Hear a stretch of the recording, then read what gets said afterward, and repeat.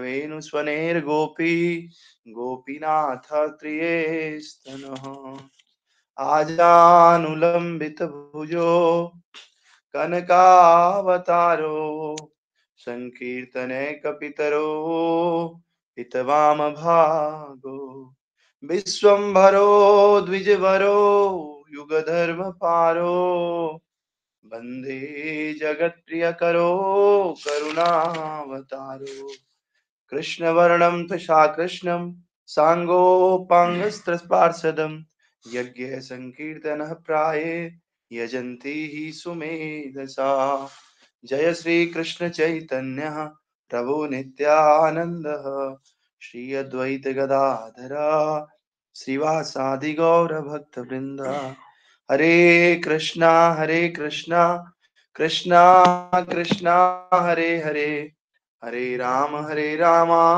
राम राम हरे हरे हरे कृष्णा कृष्णा कृष्णा हरे हरे हरे रामा राम राम हरे हरे गुरुवे गौरचंद्राय राधिकाय तदालये कृष्णाय कृष्ण भक्ताय तद्भक्ताय नमो नमः।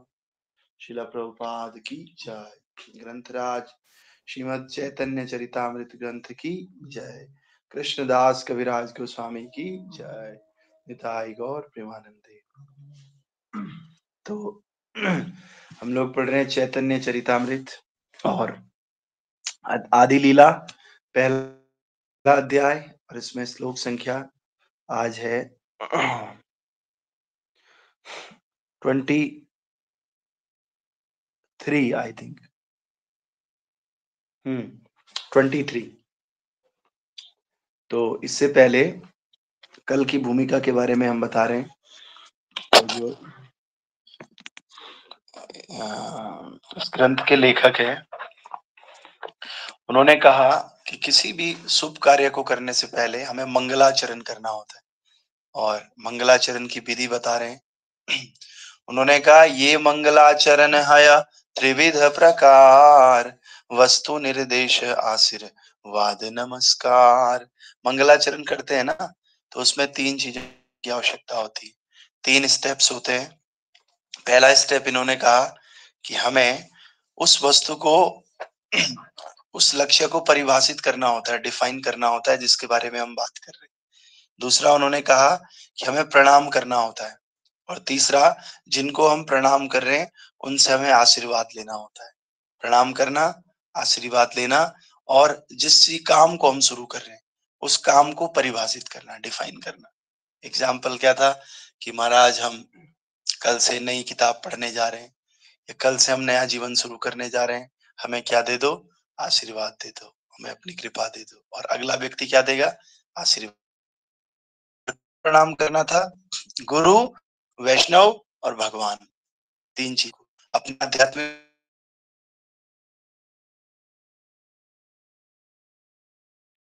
लेना। तो आज इस श्लोक के बाद हम श्लोक संख्या 23 पर पढ़ रहे हैं। प्रथम 2 श्लोक इष्ट देव नमस्कार।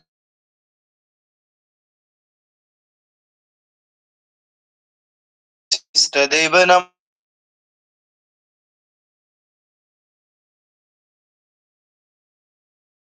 इसका अर्थ translation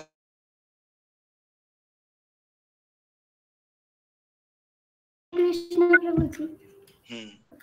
The first 2 verses offer respectful obeisances generally and specifically to the Lord who is the object of worship.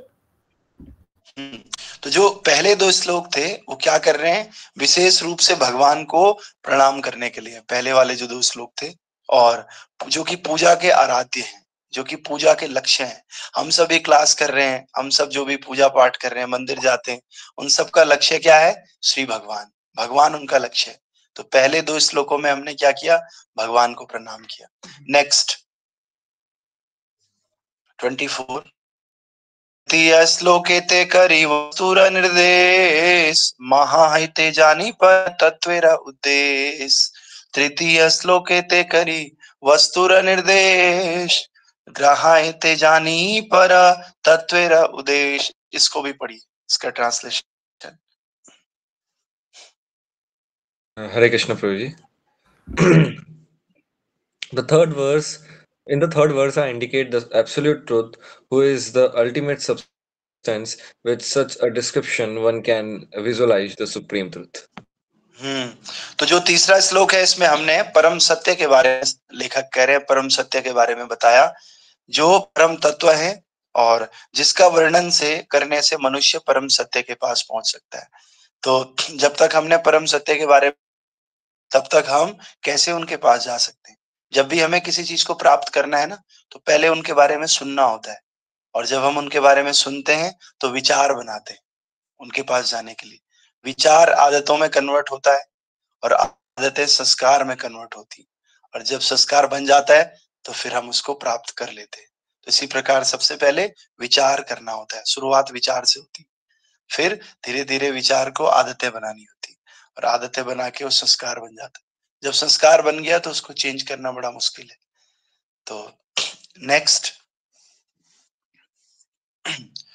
चतुर्थ श्लोके ते करी जगते आशीर्वाद, सर्वत्र मांगी चैतन्य प्रसाद। चतुर्थ श्लोके करी आशीर्वाद, सर्वत्र मांगी कृष्ण चैतन्य प्रसाद। तो ट्रांसलेशन दिखाओ। तो कह रहे चौथे श्लोक में, मैंने चैतन्य महाप्रभु से सब पर कृपा करने के लिए ना कहते हुए संपूर्ण जगत को आशीर्वाद देने का आह्वान किया है। तो जो चौथा श्लोक है उसमें क्या कहा, चैतन्य महाप्रभु से आशीर्वाद प्राप्त किया। चतुर्थ श्लोक ते करी जगते आशीर्वाद। लेखक केवल अपने बारे में नहीं कह रहा कि मुझे आशीर्वाद दे दो। ये महान भक्तों का गुण होता है विशेष को, वो केवल अपनी खुशी नहीं मांगते, वो सब लोगों की खुशी मांगते। इसीलिए लेखक क्या कर रहे हैं, कह रहे हैं कि पूरे संसार का भला करो, पूरे संसार पे भगवान आशीर्वाद दे दो, और सर्वत्र मांगिए कृष्ण चैतन्य प्रसाद। और पूरे जगत में किसकी कृपा मांग रहे, चैतन्य महाप्रभु की कृपा मांग रहे। ये सब मंगलाचरण चल रहा है, अभी कुछ कहानी स्टार्ट हुई नहीं है, अभी कथा शुरू हुई नहीं है, मंगलाचरण कर रहे हैं। अगला नेक्स्ट, इसके बाद से ब्रह्मावतार कारण षष्ठ श्लोके कही मूल प्रयोजन। से श्लोके कही ब्रह्मावतार कारण, श्लोके कही मूल प्रयोजन। तो इस प्रकार से कह रहे हैं कि इस श्लोक में जो मैंने चैतन्य महाप्रभु के अवतार के बाह्य कारण की व्याख्या की, किंतु पांचवें और छठवें श्लोक में मैंने उनके अवतार के मुख्य कारण की व्याख्या की। तो दो बातें होती है, कोई भी घटना होती है, इस घटना के पीछे दो कारण है। एक वो कारण जो हमें बाहर से दिख रहा है, लेकिन एक वो कारण है जो अंदर का कारण है। तो जो अंदर का कारण है ना, internal reason, that is more important than the outer reason. जो बाहर बाहर का कारण हमें दिख रहा है, उससे ज्यादा इंपॉर्टेंट है अंदर का कारण। मान लिया कोई व्यक्ति बहुत रो रहा है, तो बाहर बाहर से हमें कई कारण दिख सकते हैं कि इसलिए रो रहा है, लेकिन असल में वो क्यों रो रहा है, वो केवल वही व्यक्ति जानता है अंदर से। तो इसीलिए दो कारणों के बारे में इन्होंने बताया। पहले तो बाह्य कारण के बारे में बताया, फिर कह रहे पांचवें और छठवें बारे में मैंने अंतः कारण के बारे में बताया। तो क्या है अवतार, भगवान अवतार क्यों लेते हैं, तो हमने गीता में भी पढ़ा है। भगवान कह रहे हैं यदा यदा ही धर्मस्य ग्लानिर्भवति भारत अभ्युत्थान अधर्मस्य तदात्मनं सृजाम्यहम्। कह रहे बाहर बाहर का कारण है कि मैं धर्म की स्थापना करने आता हूँ, मैं दुष्टों को मारने के लिए आता हूँ, और जब जब धर्म की हानि होती तो मैं धर्म की रक्षा करने आता हूँ। भगवान को किसी को मारने की आने की आवश्यकता थोड़ी है, भगवान वहां बैठे बैठे मार सकते हैं। लेकिन दूसरे अध्याय में भगवान ने जो कहा वो बड़ा इंपॉर्टेंट है। भगवान ने कहा परित्राणाय साधूनां विनाशाय च दुष्कृतां धर्म संस्थापनार्थाय संभवामि युगे युगे। और ऐसी कुंती महारानी भी कह रही कि आप तो असल में भक्तों के लिए आते हो भक्तों को रस प्रदान करने के लिए। भाई भगवान ने अगर दुष्टों को नाश करना है तो भगवान कैसे भी कर देंगे, वहां बैठे बैठे भी कर सकते हैं भगवान। लेकिन भगवान क्या चाहते हैं, भक्तों को रस प्रदान करना चाहते हैं, भक्तों को टेस्ट देना चाहते हैं, भक्तों को दर्शन देना चाहते हैं। इसलिए भगवान बार बार इस धरती पर आते हैं। दूसरा कोई कारण नहीं है। कुंती महारानी भी लास्ट में कहती है कि आप केवल मेरे लिए ही आते हो, मेरे लिए मतलब भक्तों के लिए ही आते हो, किसी और के लिए नहीं आते हो आप इस संसार में। तो इसीलिए भगवान का जो धन है वो उनके भक्त है। जिस प्रकार से कुंती महारानी कह रही है, नमो अकिंचन वित्ताय निवृत्ता गुण वृत्तये आत्मा रामाय शांताय केवल्य पतये नमः। कि आप निर्धनों के धन है, आप भक्तों के धन है। अगर भक्तों को पूछोगे आपका सबसे बड़ा धन क्या है, तो भक्त बोलेंगे हमारे धन तो भगवान है। इसी प्रकार से अगर भगवान को भी पूछा जाए कि आपका सबसे बड़ा धन क्या है, वैसे तो सब कुछ भगवान का है, लेकिन इस सब कुछ में भी भगवान को जो सबसे प्रिय है वो उनके भक्त है। इसीलिए भगवान कहते हैं अहम भक्त पराधीना, मैं भक्तों के अधीन होता हूँ। इस संसार में जो भी हमसे बहुत ज्यादा प्रेम करता है, हमारा ध्यान रखता है, हम उसके अधीन हो जाते हैं। तो इसी प्रकार भक्त लोग भगवान की पूजा अर्चना करते हैं, भगवान को अपना सर्वस्व समर्पित कर देते हैं, भगवान के शरणागत हो जाते हैं। इसीलिए भगवान को भक्त सबसे इंपॉर्टेंट लगते हैं और भक्त उनके अधीन, भक्तों के अधीन हो जाते हैं भगवान पूरी तरह से। तो इसी प्रकार इसमें भी भगवान के अवतार का कारण बताया गया है। तो भगवान के अवतार का मुख्य कारण है वो अपने भक्तों को रस प्रदान करने के लिए आते हैं, भक्तों के साथ लीला करने आते हैं, लीला का आदान प्रदान करने। अगला श्लोक है 27। एछय श्लोक कही चैतन्य रतत्वा आर पंच श्लोके नित्यानंदेर महत्वा। एछय श्लोक कहे चैतन्य तत्व। ये जो 6 के 6 श्लोक हैं, ये हमने चैतन्य के बारे में बताया, चैतन्य महाप्रभु के बारे में। आर पंच श्लोके नित्यानंदेर महत्वा, और जो बाकी के 5 श्लोक हैं उनमें नित्यानंद प्रभु की महिमा कही, ये कहना चाह रहे हैं। तो इसके बाद वाला आर 2 श्लोक अद्वैत तत्वाख्यान आर 1 श्लोक पंच तत्व व्याख्यान। और इसके बाद अद्वैताचार्य यानी कि अद्वैत प्रभु के तत्व का वर्णन किया और उसके बाद पंच तत्वों का वर्णन किया। पंच तत्व जय श्री कृष्ण चैतन्य प्रभु नित्यानंद श्री अद्वैत गदाधर शिवासादि गौर भक्त वृंद, इनका वर्णन किया इन्होंने। अब ये केवल हमसे बातचीत कर रहे हैं, लेखक जो है ना ऑडियंस से बातचीत कर रहा है कि अभी तक मैंने क्या क्या समराइज करते हैं ना, आपने देखा होगा स्कूल कॉलेजों में जो पढ़ाते हैं उसको समराइज करते हैं, या फिर पढ़ाने से पहले पूरी एक भूमिका प्रस्तुत करते हैं, एक रूपरेखा, भाई ऐसे ऐसे ऐसे ऐसे करेंगे हम लोग। ऐसे ही कृष्णदास कविराज गोस्वामी भूमिका प्रस्तुत कर रहे हैं। और ए चांद श्लोके करी मंगलाचरण ताही मध्य कही सब वस्तु निरूपण। तो ए 14 मतलब होता है ये 14 श्लोकों में 14 वर्सेस, इन 14 श्लोकों में मंगलाचरण किया और परम सत्य का वर्णन किया। मंगलाचरण ही तो किया इसमें, और मंगलाचरण करते हुए परम सत्य का विभिन्न विभिन्न रूपों में इन्होंने वर्णन किया। अब कह रहे हैं सब श्रोता वैष्णवे करी नमस्कार यही सब श्लोकेर करी अर्थ विचार। कह रहे हैं कि अब भगवान को तो नमस्कार कर दिया और भगवान के अवतारों को भी नमस्कार कर दिया, अब किसको प्रणाम करें? कह रहे हैं ये सब वैष्णव श्रोता करी नमस्कार। अब जितने भी श्रोता बैठे हुए हैं, जितने भी इस ग्रंथ को पढ़ने जा रहे हैं, कह रहे हैं आप सबको भी नमस्कार प्रणाम कर रहे हैं। एक व्यक्ति को नहीं छोड़ पा रहे कृष्णदास कविराज गोस्वामी, सबको प्रणाम कर रहे हैं।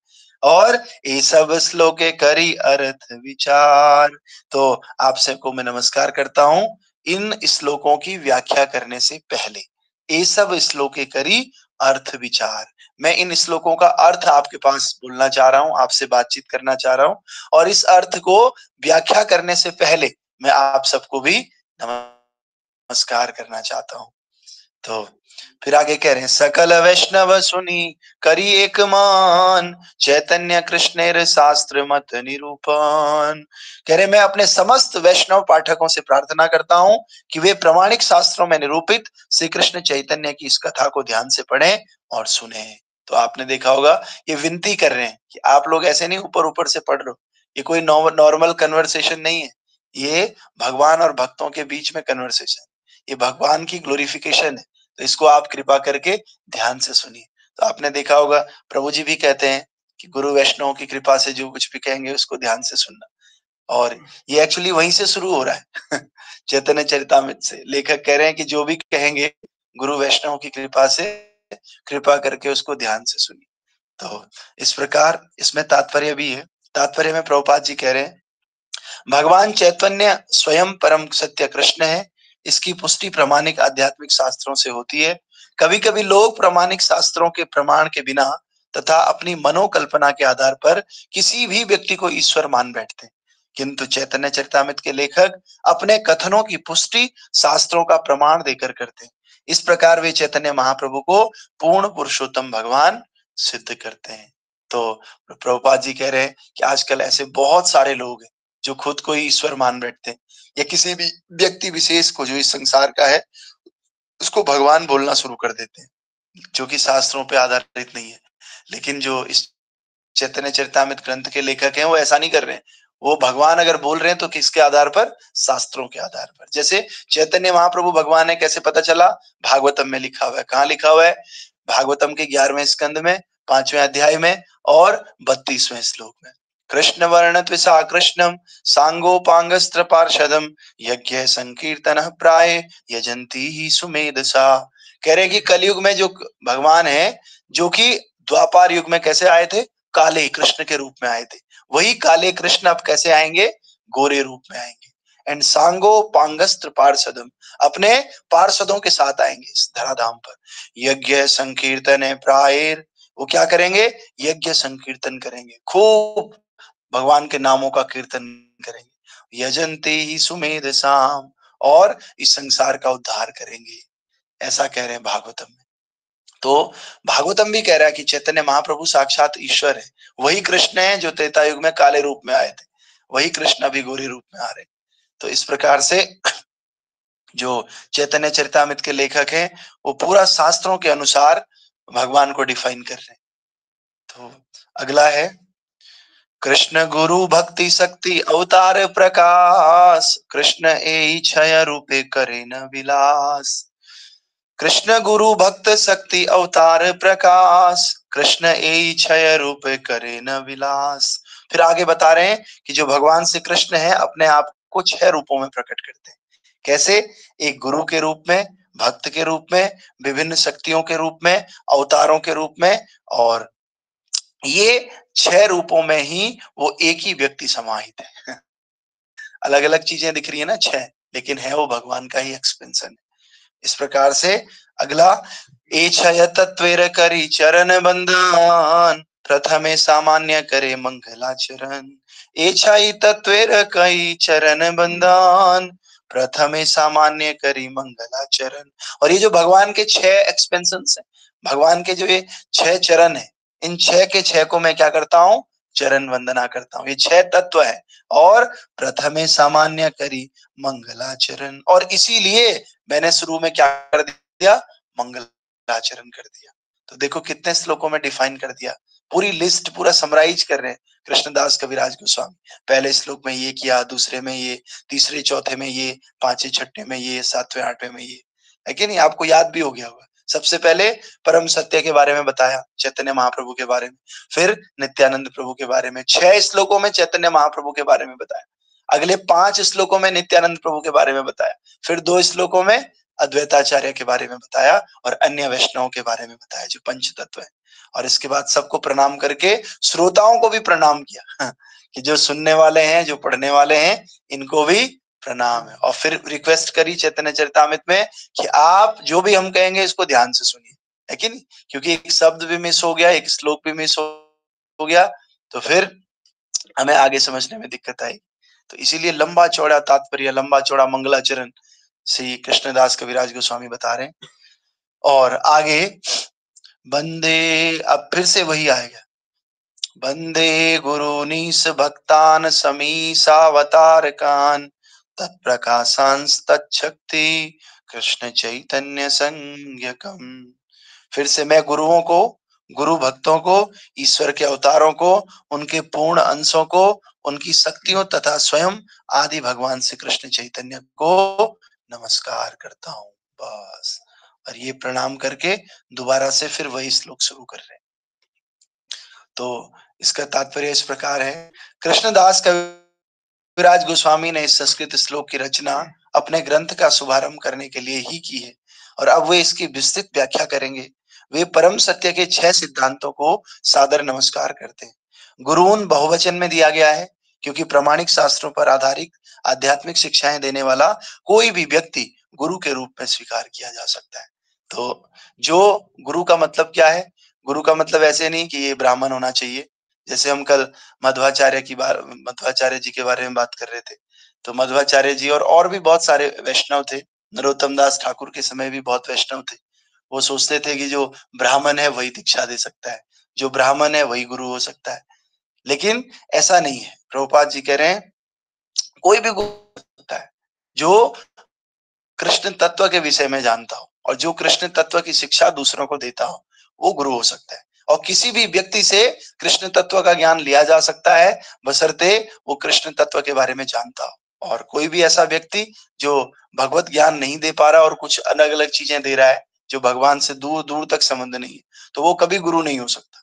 गुरु वही व्यक्ति है जो कृष्ण तत्व जानता है और हमें भी कृष्ण तत्व देता है। इसीलिए इसी चैतन्य चरितामृत में महाप्रभु कहते हैं कि वा न्यासी की वा विप्र शूद्र के ने नाय, जय कृष्ण तत्व बेता से ही गुरु होय।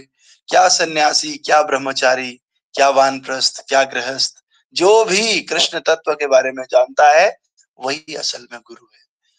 गुरु कभी भी संप्रदाय विशेष नहीं होता है, गुरु कभी भी आश्रम विशेष नहीं होता है। तो गुरु केवल केवल और केवल तत्व के ऊपर होता है। जो कृष्ण तत्व को जानता है वही केवल गुरु है। तो फिर आगे कह रहे हैं कि गुरु को नमस्कार करते हैं और गुरु बहुवचन के रूप में दिया गया। गुरु एक नहीं, गुरु बहुत सारे हो सकते हैं।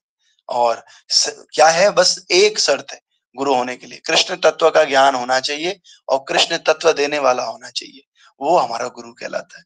और यद्यपि अन्य लोग भी नौसिखियों को मार्ग दिखाने में सहायता करते हैं, किंतु वह गुरु जो सर्वप्रथम महामंत्र से दीक्षित करता है वो दीक्षा गुरु है। अभी देखो, गुरु का जो क्लासिफिकेशन हम लोग बताते हैं ना, वो सब चैतन्य चरितामृत से है। वो चैतन्य महाप्रभु की ही शिक्षाएं हैं सारी, जो हम आगे चल के अब आप इनको पढ़ोगे तो पढ़ के आपको लगेगा हाँ, लेक्चर्स में या क्लासेस में यही सब बताया जाता है, ये ऑथेंटिक है। तो इसी प्रकार से कह रहे हैं कि सब बहुत सारे लोग शिक्षा दे सकते हैं, इवन नौसिखिया भी शिक्षा दे सकते हैं। जैसे प्रभुपाद जी कहते हैं, हो सकता है हम परफेक्ट ना हो, लेकिन हमारे द्वारा दिया हुआ सिद्धांत परफेक्ट होना चाहिए। अभी मैं यहाँ पर इतनी बातें कह रहा हूँ, हो सकता है मैं परफेक्ट ना हूं, मेरी लाइफ में ये चीजें परफेक्टली ना अलाइंड हो, लेकिन अगर हम चीजों को एज इट इज प्रस्तुत करते हैं तो जो चीजें हमने बताई वो कम से कम परफेक्ट हो। जैसे मैं कहूं कि हाँ, बहुत ज्यादा ऑयली नहीं खाना चाहिए, मान लिया मैं खाता हूं, लेकिन मैं परफेक्ट नहीं हूं, लेकिन जो शिक्षा मैंने दी वो परफेक्ट है। तो इसीलिए प्रभुपाद जी यही कह रहे हैं कि हमें क्या करना चाहिए, शास्त्रों द्वारा दी गई शिक्षा को ही आगे प्रमोट करना चाहिए। तो भले हम परफेक्ट हों या ना हो, वो शिक्षा कम से कम परफेक्टली ट्रांसफर होगी एक जगह से दूसरी जगह। तो इसी प्रकार से कह रहे हैं बहुत सारे नौसिखिया गुरु हो सकते हैं जो कि लोगों को मार्ग दिखाते हैं। जैसे हम नौसिखिया हैं, हम क्या कर रहे हैं अभी, मार्ग दिखा रहे हैं लोगों को। लेकिन सबसे पहला गुरु कौन है? पहला गुरु हमारा वो है जो हमें महामंत्र से दीक्षित करता है, हमें दीक्षा देता है, जिसको दीक्षा गुरु बोलते हैं। वो सबसे पहला गुरु है हमारा।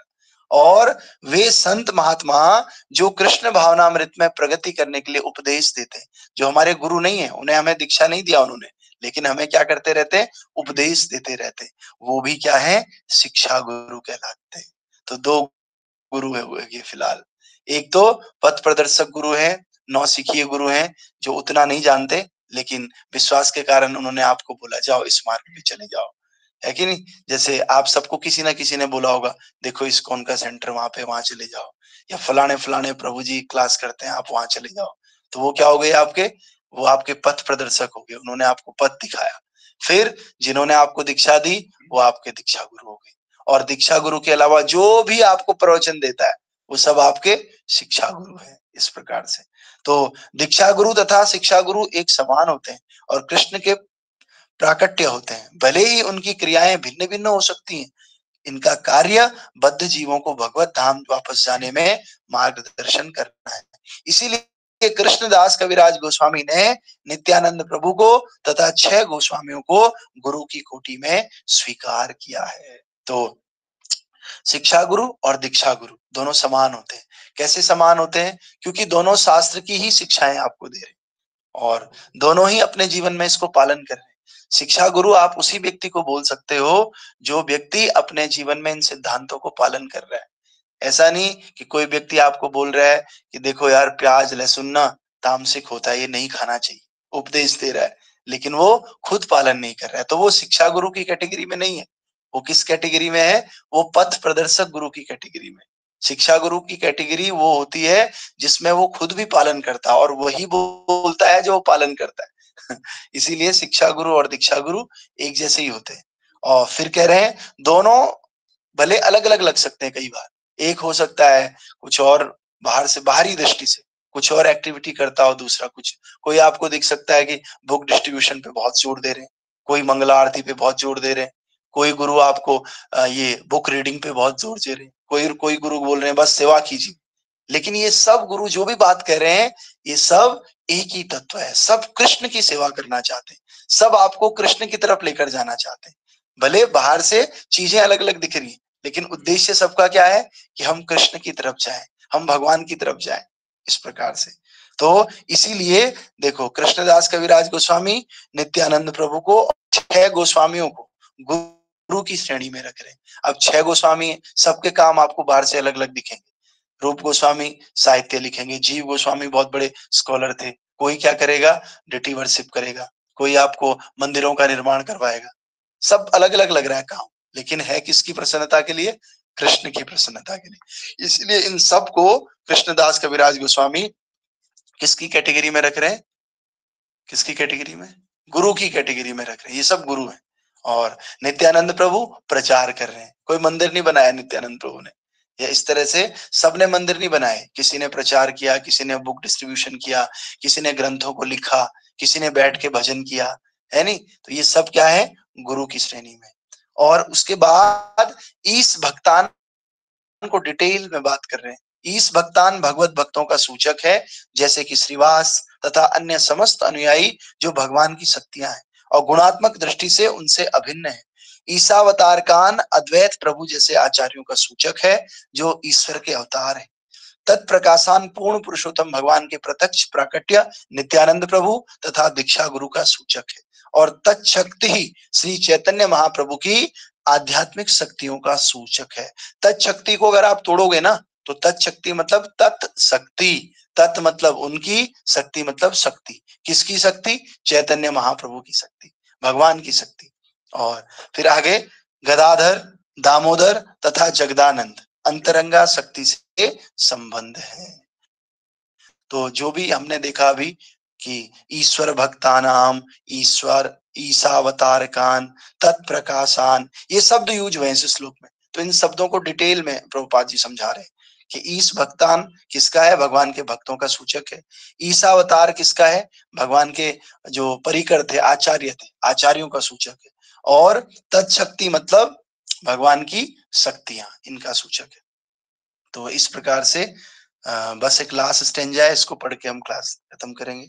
ये 6 तत्व भिन्न भिन्न रूप में प्रकट होते हैं और भिन्न भिन्न रूप में प्रकट होने के बाद भी ये समान रूप से आराध्य है। आप चैतन्य महाप्रभु की आराधना कीजिए या नित्यानंद प्रभु की कीजिए या अद्वैताचार्य की कीजिए, सबकी आराधना एक जैसी, फल आपको एक जैसा ही मिलेगा। और इसी प्रकार कृष्णदास कविराज गोस्वामी सर्वप्रथम इन्हीं को नमस्कार करते हैं ताकि वे हमें चैतन्य महाप्रभु की पूजा करने की विधि की शिक्षा दें। भगवान की बहिरंगा शक्ति जो माया कहलाती है कभी भी भगवान के संग नहीं रह सकती, जिस प्रकार प्रकाश की उपस्थिति में अंधकार नहीं रह सकता है। और फिर भी यह अंधकार प्रकाश का कृत्रिम रूप से अस्थायी तौर पर ढक जाना ही है, अतः उस प्रकाश से स्वतंत्र कोई अस्तित्व नहीं है। तो कह रहे हैं जहां भगवान रहते हैं वहां माया नहीं रह सकती है। और कृष्ण सूर्य सम, प्रभुपाद जी मैगजीन निकालते थे, उस मैगजीन में ऊपर भी लिखते हैं प्रभुपाद जी, कृष्ण सूर्य सम माया है अंधकार, जहां कृष्ण वहां नहीं माया अधिकार। तो जैसे सूर्य का प्रकाश आ जाता है तो अंधेरा सारा खत्म हो जाता है, उसी प्रकार से जैसे ही भगवान हमारे जीवन में आ जाते हैं माया तुरंत नाश हो जाता है। और जब तक भगवान हमारे जीवन में नहीं है ना तो माया ही माया है, एक सेकंड में माया आ जाती है। मतलब दोनों में से एक तो हमारे जीवन में रहता ही रहता है, अगर एक भी दोनों में से नहीं है तो फिर हम जिंदा है ही नहीं फिर हम जड़ वस्तु हो गए। अगर हम जिंदा है तो हमारे पास दोनों में से एक चीज होगा, कृष्ण होंगे तो माया नहीं होगी, माया होगा तो कृष्ण नहीं होंगे। जैसे अंधेरा और उजाला, अंधेरे और उजाले के बीच में कोई स्थिति होती है क्या? कोई भी नहीं होती। या तो अंधेरा होगा या फिर उजाला होगा। अंधेरा है तो इसका मतलब सूर्य नहीं है, उजाला नहीं है, और उजाला है तो इसका मतलब अंधेरा नहीं है, अंधेरा गायब हो गया। इसी तरह से ये हमारी चॉइस है। हम भगवान को अगर याद करते रहते हैं यानी कि माया कोसों दूर है, और अगर हम भगवान को याद ही नहीं करते हैं तो यानी कि माया एकदम हमारे पास में है, हम माया में ही जी रहे हैं, है कि नहीं? तो इसीलिए जो हमारे प्रभुपाद जी हैं वो कहते थे कि 1 सेकंड भी भगवान का नाम नहीं भूलना चाहिए, क्योंकि उस 1 सेकंड के अंदर माया हमें अच्छे से घेर सकती है। तो माया को हमें 1 सेकंड भी नहीं देना चाहिए घेरने के लिए। हर समय कृष्ण का स्मरण करना चाहिए। क्या करना चाहिए? हर समय कृष्ण का स्मरण। वंदे कृष्णानंद कुमार, वंदे कृष्णानंद कुमार, वंदे कृष्णानंद कुमार, नंद कुमारा मदन गोपाला, मदन गोपाला मोहन रूपा, वंदे कृष्णा नंद कुमार, वंदे कृष्णा नंद कुमार, नंद कुमारा मदन गोपाला, मदन गोपाला मोहन रूपा, वंदे कृष्णा नंद कुमार, वंदे कृष्णा नंद गोपाल, नंद कुमारा मदन गोपाला, मदन गोपाला मोहन रूपा, जय जय देव हरि, जय जय देव हरि, जय जय देव हरि, जय जय देव हरि, गोविंद हरि गोपाल हरि, गोविंद हरि गोपाल हरि, जय जय दीन दयाल हरि, जय जय दीन दयाल हरि, वंदे कृष्णानंद कुमार, वंदे कृष्णानंद कुमार, हरे कृष्णा कृष्णा कृष्णा हरे हरे, हरे रामा राम रामा हरे हरे, हरे कृष्णा कृष्णा कृष्णा हरे हरे, हरे राम राम राम हरे हरे, हरे कृष्णा कृष्णा कृष्णा हरे हरे, हरे राम राम राम हरे हरे, हरे कृष्णा कृष्णा कृष्णा हरे हरे, हरे राम राम राम हरे, वंदे कृष्णा नंद कुमार, वंदे कृष्णा नंद कुमार, गोविंद मेरो है गोपाल मेरो है, गोविंद मेरो है गोपाल मेरो है, बाके बिहारी नंद लाल मेरो है, गोविंद मेरो है गोपाल मेरो है, गोविंद मेरो है गोपाल मेरो है, हरे कृष्णा कृष्णा कृष्णा हरे हरे, हरे राम राम राम हरे हरे, हरे कृष्णा कृष्णा कृष्णा हरे हरे, हरे राम राम राम हरे हरे, जय सचिनंदन गौर हरि, नदिया विहारी गौर हरि, गौरा गौरा गौर हरि, जय सचिनंदन गौर हरि, विष्णु प्रिया प्राणधन गौर हरि, सची माता प्राणधन गौर हरि, जय गौर हरि गौरा हरि, निताई गौरंगा जय गौर हरि, कली अवतारी गौर हरि, कली मलहारी गौर हरि, गौरा गौरा श्री गौर हरि, जय सचिनंदन गौर हरि, जय गौरा निताई गौरा निताई श्री गौरा निताई, गौरा निताई पतित पावन गौरा निताई, जय मायापुर धाम मायापुर धाम जय मायापुर धाम, पंच तत्व जय पंच तत्व, जय जय प्रभुपाद प्रभुपाद प्रभुपाद प्रभुपाद, जय जय गुरुदेव गुरुदेव गुरुदेव गुरुदेव। नमस्ते नरसिंहाय प्रहलाद लाजदायिने हिरण्याकशिपुरवक्षः शिलदण्डानखालाय। इतो नरसिंह परतो नरसिंह यतो यतो यामि ततो नरसिंह। वहे नरसिंह हृदये नरसिंह नरसिंह मदिं शरणं प्रपदे। तव कर कमल भजे नखाम अद्भुत श्रृंगार। दलिता हिरण्याकशिपो तनुभिंगा केशवधृता नर हरि रूपा। जय जगदीश हरे जय जगदीश हरे जय जगदीश हरे। जय नरसिंहदेव नरसिंहदेव नरसिंहदेव जय नरसिंहदेव। जय नर हरि नर हरि नर हरि जय नर हरि। प्रहलाद महाराज प्रभुपदा जय गुरुदेवा। नित्य और हरि बोल हरि बोल हरि बोल हरि बोल। निताई गौरा हरि बोल हरि बोल हरि बोल हरि बोल। निताई गौरा हरि बोल हरि बोल हरि बोल हरि बोल। निताई गौर हरि बोल हरि बोल हरि बोल हरि बोल। श्री नाम संकीर्तन की जय। श्री चैतन्य चरितामृत की जय। नरसिंह देव प्रहलाद महाराज की जय। शिला प्रभुपाद की जय। श्री गुरु महाराज की जय। अनंत कोटि वैष्णव वृंद की जय। कृष्णदास कविराज गोस्वामी महाराज की जय। गौर पूर्णिमा महामहोत्सव की जय। श्री मायापुर धाम की जय। पंच तत्व की जय। शिला प्रभुपाद की जय। श्री गुरु महाराज की जय। अनंत कोटि वैष्णव वृंद की जय। निताई गौर प्रेमानंदे हरि हरि बोल। हरे कृष्णा। सबका स्वागत और धन्यवाद। इसी तरह से रोज जाइए और चैतन्य महाप्रभु की ग्लोरीज का आनंद लीजिए। हरे कृष्णा। जय प्रभुपाद।